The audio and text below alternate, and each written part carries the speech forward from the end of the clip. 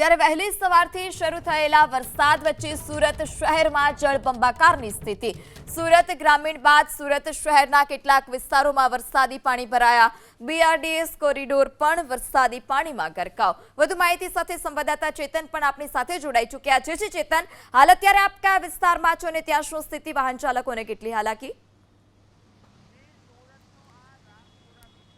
જી, સુરતનું આ રામપુરા વિસ્તાર કતારગામ વિસ્તારને જોડતો આ ગોતાલાવાડી બીઆરટીએસ બસ સ્ટેન્ડ છે। ગોતાલાવાડી બીઆરટીએસ બસ સ્ટેન્ડ પાસે તેની સામે જોઈ શકાય છે રસ્તા પર જળબંબાકાર થયો છે। આજે વહેલી સવારે ઝરમર વરસાદ શરૂ થયો હતો, બાદમાં એકાએક વરસાદની તીવ્રતા વધતા ધોધમાર વરસાદ પડ્યો હતો અને આ ધોધમાર વરસાદ બાદ સુરત શહેરના મોટા ભાગના વિસ્તારમાં જળબંબાકાર થયો છે। ખાસ કરીને નીચાણવાળા વિસ્તારોમાં પાણી ભરાઈ ગયા છે।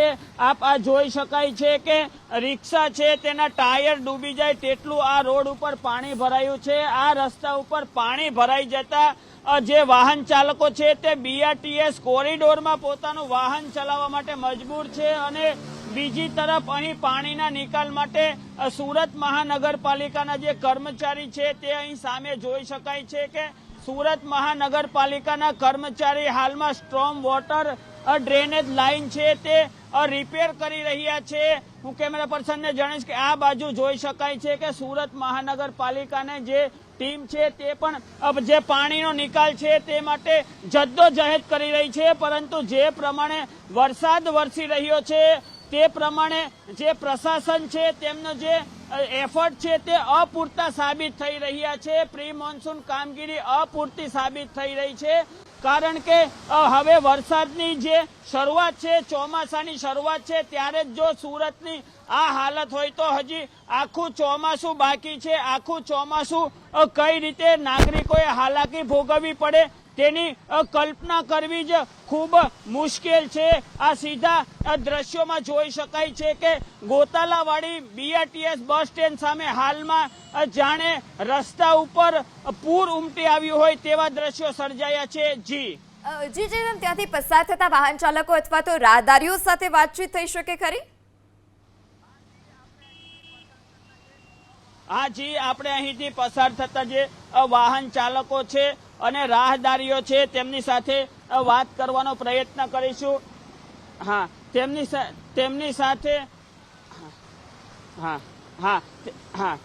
સાથે આપણે વાત કરવાનો પ્રયત્ન કરીશું। અહીં એક રાહદારી આવ્યા છે।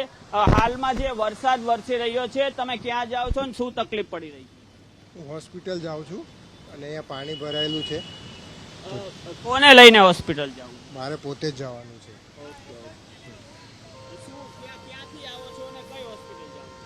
અહીંયા એક્સિડન્ટમાં જાઉં છું, વઘાસિયાનો ત્યાં। અને વરસાદને કારણે શું તકલીફ? પાણી ભરાયેલું છે તો આવવા જવામાં તકલીફ થાય છે, પણ તો હવે વરસાદ આવી જાય એક સાથે તો કોણ શું કરી શકવા? હજી કહી શકાય કે જે લોકો વ્યવસાય ધંધે અથવા તો દવાખાને નીકળ્યા હોય તે લોકો મોડા પહોંચી રહ્યા છે, તેમને મુશ્કેલીનો સામનો કરવો પડી રહ્યો છે। આપણી સાથે એક મહિલા છે, તેમની સાથે વાત કરીશું। બેન, ક્યાં જાવ છો અને શું તકલીફ પડી છે? ભાઈ, ઘરમાં પાણી ભરાઈ ગયા છે અને કેટલું વાતાવરણ ડેન્જર છે। અમે કામ કરીએ છીએ પરમમાં, હોસ્પિટલમાં। તમારે રહેવાનું ક્યાં? આયુર્વેદ ટેનામેન્ટ ઉપર। ત્યાં શું સ્થિતિ છે? બહુ ખરાબ ડેન્જર। અમારા ઘરમાં તો બધું ઘરમાં નુકસાન બી એટલું થયું છે, અનાજ બધું પીલાઈ ગયું ને ઘરમાં એટલું નુકસાન, તારપત્ર બધું પતરા બધું વેરણ છેડ છે। તો અમે ડ્યુટી પર મેડમે બોલાવ્યા છે, નહીં જઈએ તો અમને કાઢી મૂકે એ લોકો।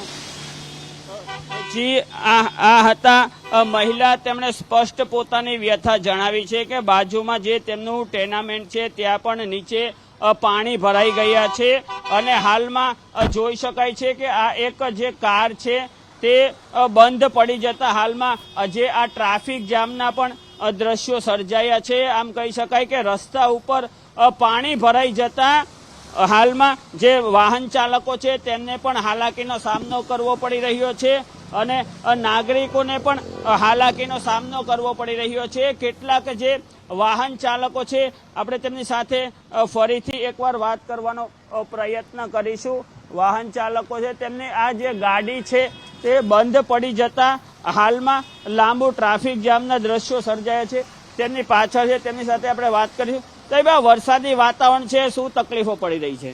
પાણી બધા ઠેર ઠેર ભરાઈ ગયા છે અને એસએમસી વાળાની કામગીરી સામે દેખાઈ આવ્યા છે. પાણીનો નિકાલ ક્યાંય છે નહીં અને હકીકત નિકાલ થઈ જવો જોઈએ, પાણીનો પણ થયો નથી. એની સામે બધા હેરાન થાય છે અને ટ્રાફિક થાય છે. સાહેબ, આ તમે ખાસ કરીને